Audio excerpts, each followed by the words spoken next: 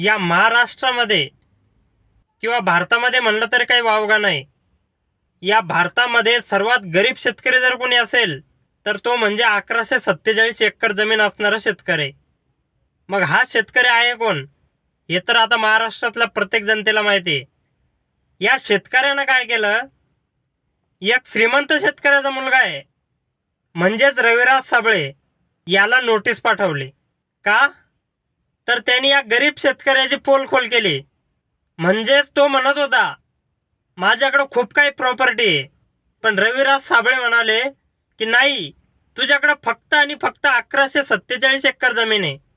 त्याला ते वाईट वाटलं की हा मला गरीब म्हणतोय, तो त्याला गरीब शेतकरी म्हणतोय, म्हणून त्याला नोटीस पाठवण्यात आले.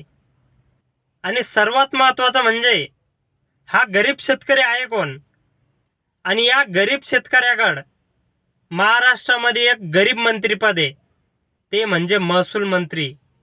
मग विचार करा, या गरीब शेतकऱ्याकडे एवढी मोठी जमीन येईल कुठून, आणि ही जमीन नाहीच या शेतकऱ्याकडं. मग हा नोटीस नाही पाठवणार तर अजून काय करणार आहे.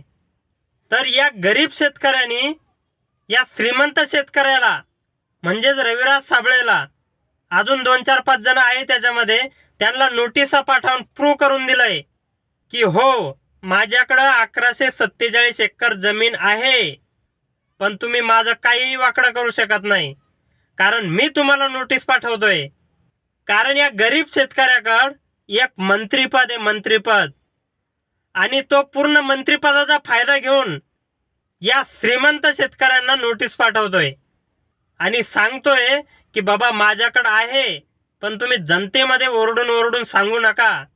माझ्याकडे एक मंत्रिपद आहे, त्याचा मी परिपूर्ण फायदा घेऊन तुम्हाला नोटीस पाठवून मी जेलमध्ये पाठवू शकतो, असं या गरीब शेतकऱ्यांचं म्हणणं आहे. लोकशाही तर आम्ही फक्त नावापुरतीच ठेवलेली आहे हो. एकदा का आम्ही निवडून सत्तेमध्ये आलो तर आम्ही सत्तेचा पुरेपूर फायदा घेतल्याशिवाय सोडत नाही, असं या गरीब शेतकऱ्यांनी करून दाखवलेलं आहे. ह्या नालायक प्रत्येक राजकारण्यानी या महाराष्ट्राला इंग्रजांपेक्षा कितीतरी पट जास्त लुटलेलं आहे. आणि या नालायक राजकारण्यांची सत्यता जर बाहेर काढायला गेलो तर हे नोटीस पाठवतात. वा रे लोकशाही, यालाच म्हणायची का लोकशाही. आणि तुमच्या चाललेल्या या हुकुमशाहीचा महाराष्ट्रातली जनता एक दिवस नायनाट केल्याशिवाय राहणार नाही.